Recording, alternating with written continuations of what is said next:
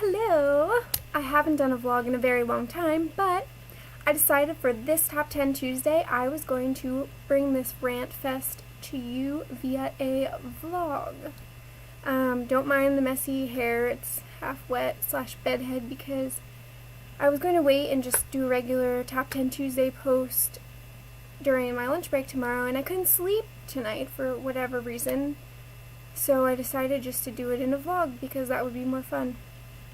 So for this Top 10 Tuesday, we are talking about bookish pet peeves.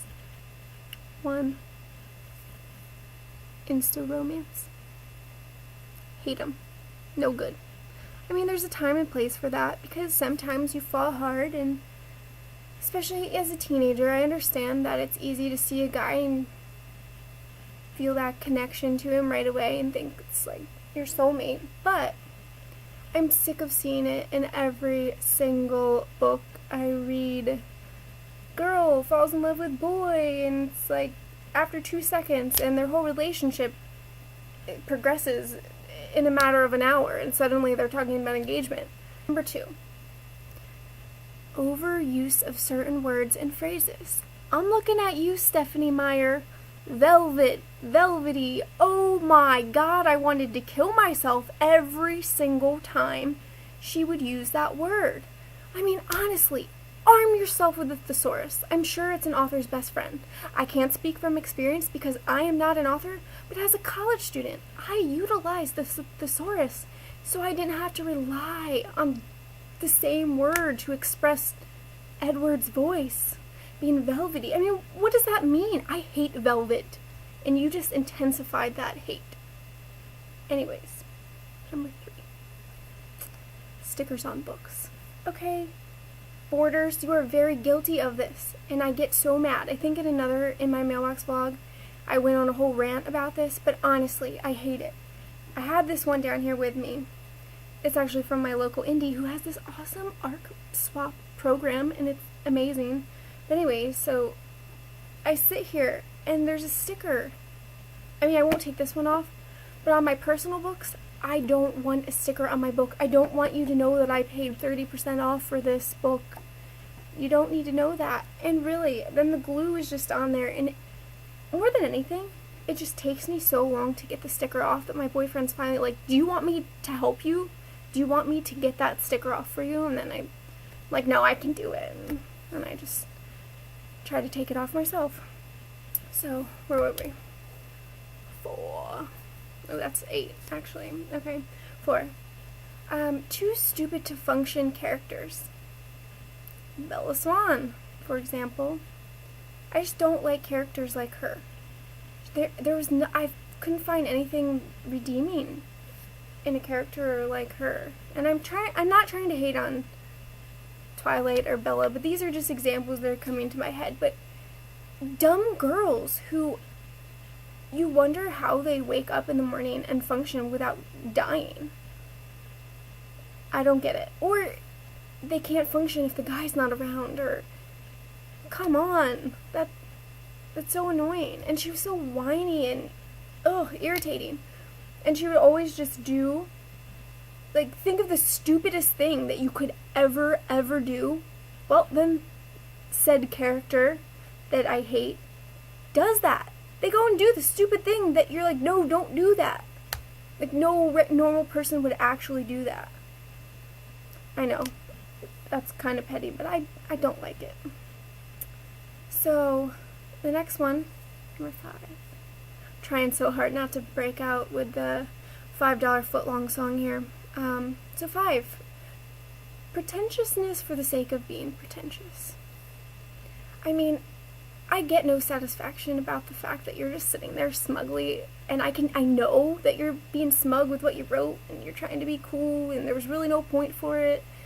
And this happened to me when I went to a book festival, and I went up to an author and was talking about his book, and I was like, so what kind of book is it? Interested? And he's like, oh, it's for intellectuals.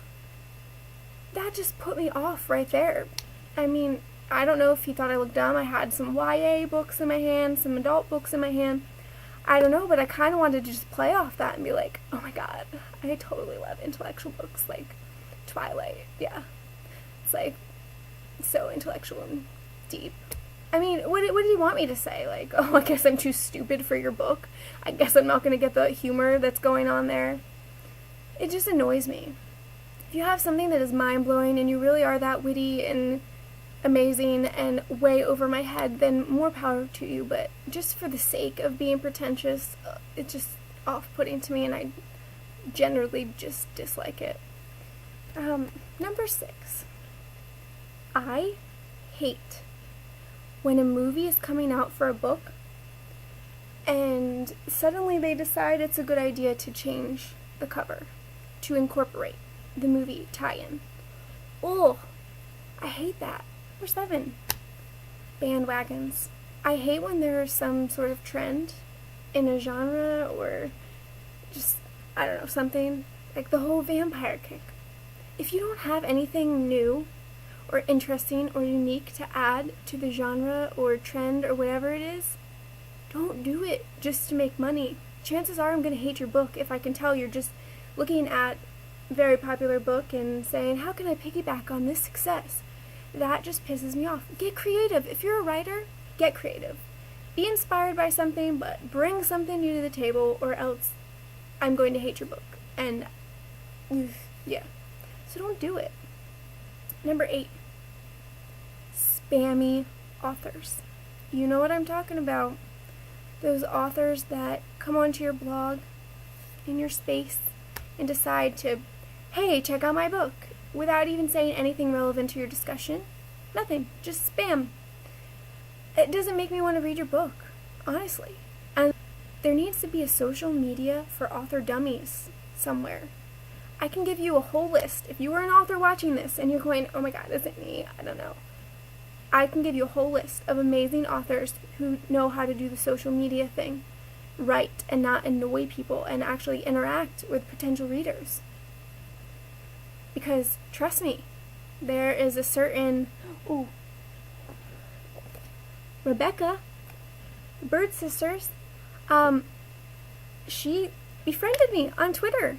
And I was really nervous to read her book because I consider her one of my friends on Twitter. But I just read it, and honestly, it is amazing. And I'm so happy that she talked to me and was my friend and then said, hey, do you want to read my book?